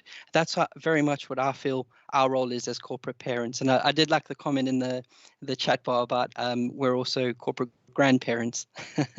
So just thinking about our mission and vision, for me, the vision is let's get this right first time. Let's start getting our support in early. You know, how can we co-produce and listen to the children, young people and their families on how we deliver our service? And, you know, if there's things that we fall short on, how do we learn from them and move forward? Let's be aspirational for our children. Let's support our young people to be successful in their lives and transition into adulthood. It's in our gift to do that.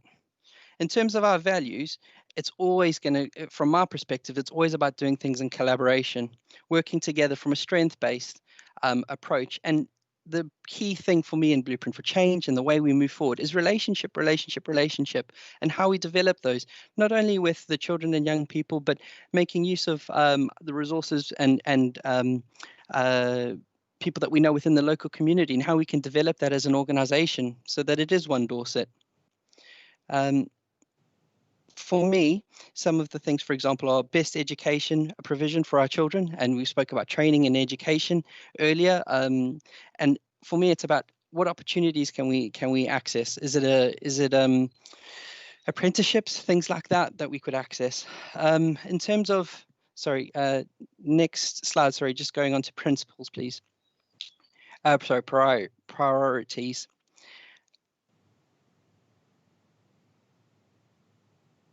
this is the 6 priorities are woven into everything that we do, and it ties into the children and young people's plan as well.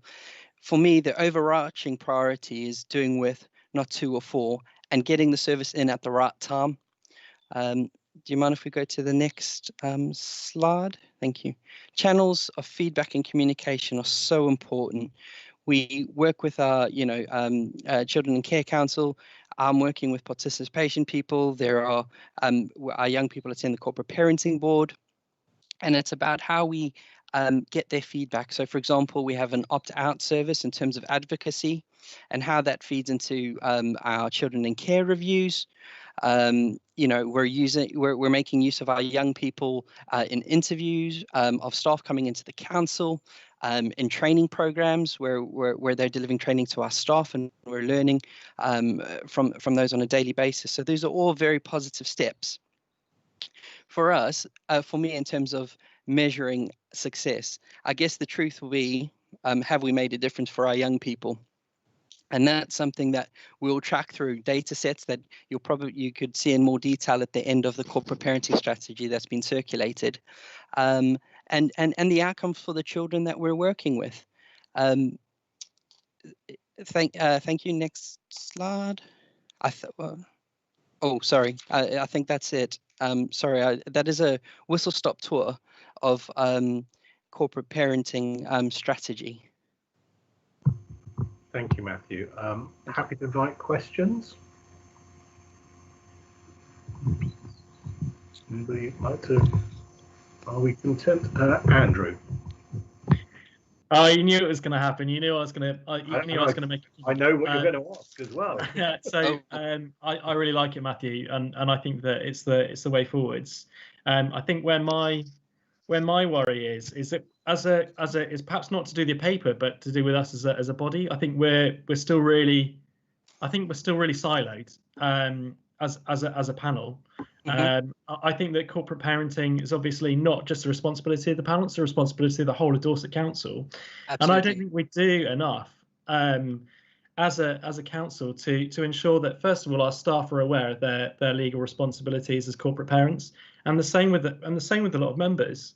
So when we go and we put through our policies, we're quite happy to look at things like just literally below on the bump up below the recommendations. It lists the impacts, and some of that might be, say, like on looking at disability. I think there's environment, but there's nothing on our corporate children. And every single policy that we make in this council affects our looked after children. Whether that's planning, housing, environmental health, it all impacts on our young people and our children. So I think I'm going to turn it around, and I say, like, our challenge to you as officers and ourselves is like, well, that's really good that policy document's here, but actually it doesn't belong in corporate parenting. It should be the Dorset Council, and it should be going over to full council to be adopted by full council to remind them of their responsibilities. Because I think you're preaching to the converted. Again, my rant over again. I'm on one today.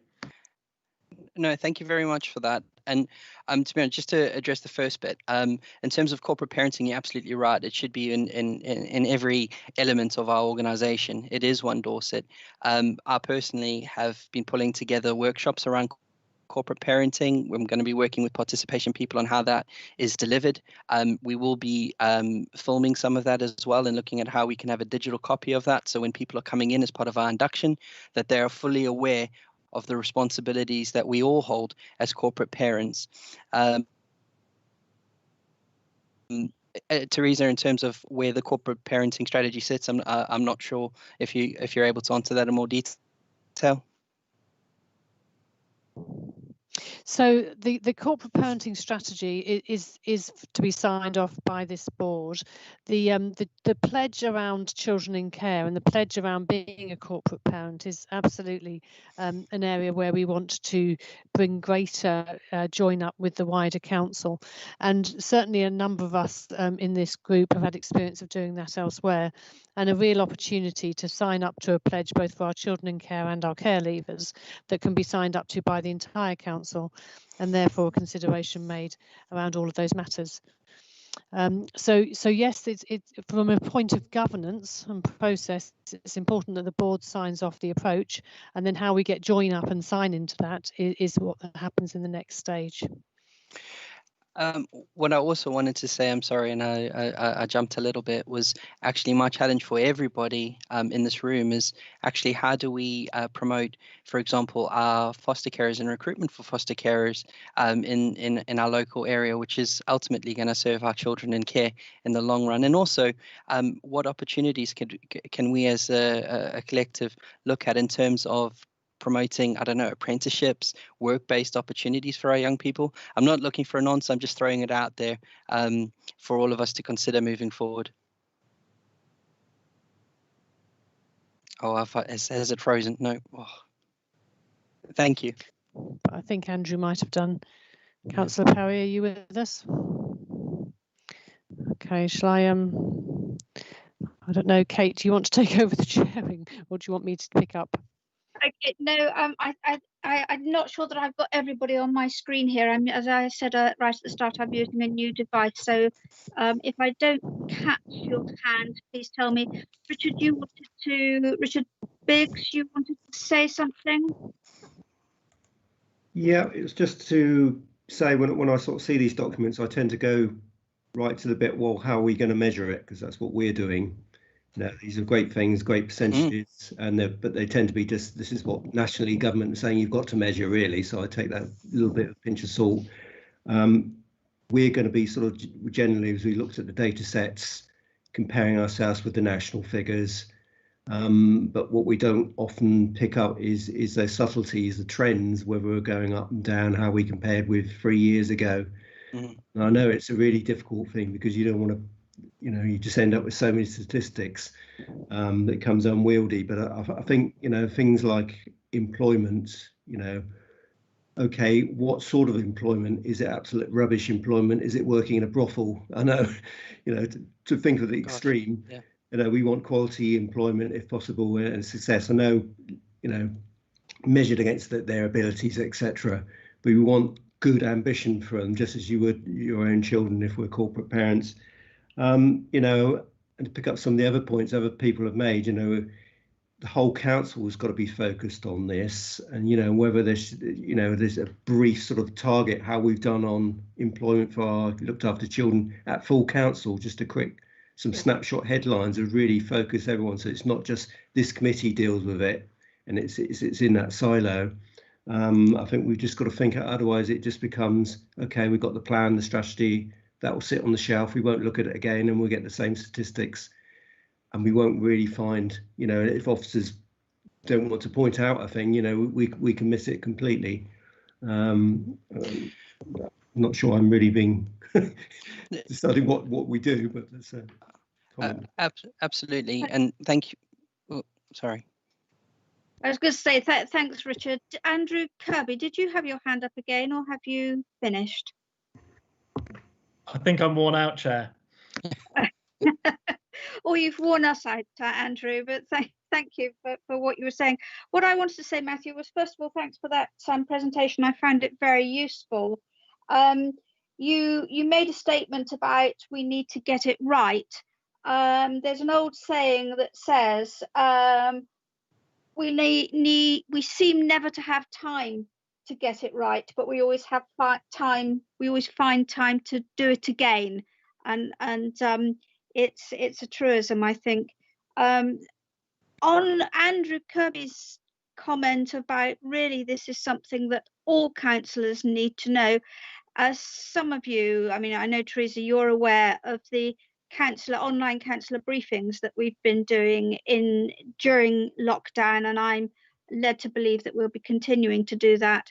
And it may be something, it's maybe not an hour-long subject, although I would be happy for it to be, but it is maybe something that we can piggyback on another subject of Councillor Parry's and bring that in so that we can tell all our members the work that the Corporate Parenting Board is doing, and that it is everyone's responsibility, not just those members that sit on the on the corporate parenting board. So that's something again that we can talk about at some time. Does anybody else have anything to ask Matthew about? Matthew, you've got your hand up, so if you wanted to speak again, and then I'm very conscious of how time is going, so we probably need to move on once you've said what you wanted to say, Matthew. Brilliant. Thank you very much. I just wanted to say to you, Councillor Biggs, I appreciate, going through data, month in, month out. But for us, actually, we have a very committed senior management team, and, we have a clear direction from Teresa down through to our workforce. And absolutely, I hope you get from me the passion and the drive for us to improve. The proof will be in the pudding. Time will tell. But I'm absolutely committed to deliver on the promises that we've made in this strategy. Thanks very much, Matthew. Teresa, we're on to item 12, which is exempt business. Liz, do we have any exempt business? Kate, I think we have 2 hands up. So I know you can't see them. I think Antonia and Sarah Jane both had their hands up, if that's okay. Right, say, Antonia, would you like to go first, and then Sarah Jane? Thank you both. I just wonder if it would be useful to not showcase, it's the wrong word, but offer the story behind the numbers. And I think as council, you see lots of data, lots of stats, but actually we found when asking young people who we've supported to share their story about being in care or their experiences of the care leaver service, both good and bad, that can be more impactful on a human level to get people into action and actually to start taking their corporate parenting duties more seriously. We have also done, we've supported the Care Leaver Forum to make their own video, which is going to be shown at Corporate Induction Days soon. I've just posted the link in the chat if you're interested, if you haven't seen it. It is emotional, and I would recommend you have a box of tissues next to you when you watch it. It's really impactful and insightful. And there is a clear call to action about helping recruit new foster carers in there. So we are taking some steps. I just wanted to add a bit of depth to where Matt was talking through and say that there are some new plans. But if we ask the Care Leaver Forum if they would be up to speak to full council, maybe just for a little slot, not for the whole meeting, that could be an option to inspire action and be open to comment and feedback. We've done similar things in the past, so that sounds excellent. Or at the very least, if we do it we've had very, very good take up for these briefing sessions. So it may be that we do it at something like that, but certainly we'll follow up on that. Thank you. Teresa, did you say Sarah Jane? Yes, please, Kate. Please, Sarah Jane. Thank you very much. I just wanted to just add on to what Matt said. Obviously, the corporate parenting strategy, if we agree it today, is just the beginning of then how we make all of this work very visible to ourselves. So there will be work that goes on underneath each of those priorities, and councillors and officers as part of this board, we would hope we would all be getting into places and spaces with our children, with our foster carers, and really understanding the information that we're hearing here. Is it what our children and our carers are saying? And we'll make sure those opportunities come up for you, and we make sure we take a real partnership approach with that also. So really looking forward to working with everyone in doing that, and particularly around our foster care recruitment. To get Dorset families for Dorset children has got to be our priority, and we'll be absolutely coming back to you all to work out how we take this forward together. So really excited about that, and good to hear that, Antonia, you've got all of those things in place, because we're just going to be building on that, which is fantastic. Thank you very much. I'm trying to find my recommendation here. We need to agree the recommendation, I think, don't we? I think SJ's got a question. I think we missed out SJ. Sorry, Chair. Sorry. Yes, please go ahead. No, I think you've covered it, and yeah, and yes, the decision is to ratify the strategy. So we accept the strategy and ratify it, and then we'll roll it through. Just finally on the issue about briefings. I may have dreamt this, but I think we did a councillor briefing on looked after children. I'm just looking to Andrew for confirmation. I'm sure we did one of those, but really happy to do another one. And you'll remember, lots of you, in the last informal session, we had a presentation on a wee fella who came into our care, and we took you through his whole life's journey, and we did use real children so that we had that opportunity. I think that does work, and it is very impactful.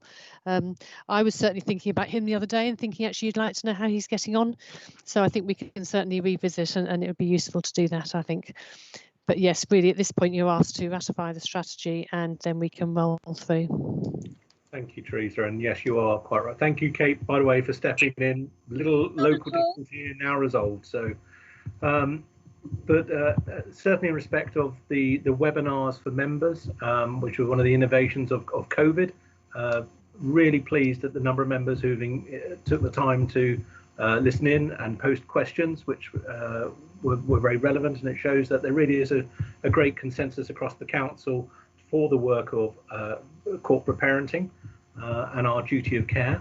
But we do need to expand on that knowledge, and I'm under no illusion that it's going to take more than one webinar in order for that information and understanding to be understood and see the full level of cooperation that I think we can get from members and many of the projects we want to undertake.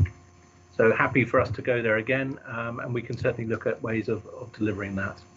I love the idea of having young people come and address council. There's nothing better for the councillors than to hear it from the young people, both the good and the bad. You know, and let's be realistic about it. We all know that there's a lot of work still to be done, and they won't pull their punches in telling us what we need to do. That would be excellent, Andrew.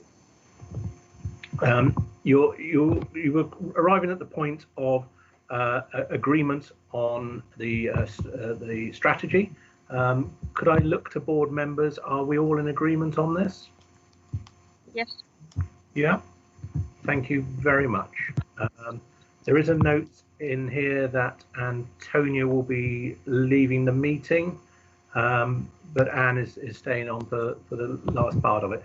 I appreciate it's a long meeting with a big agenda that Teresa said. We are going to move into exempt. Could somebody move, please, the motion? Agreed, Richard. Thank you. Seconded by Ryan. Thank you. Can technical confirm that we are now in an exempt?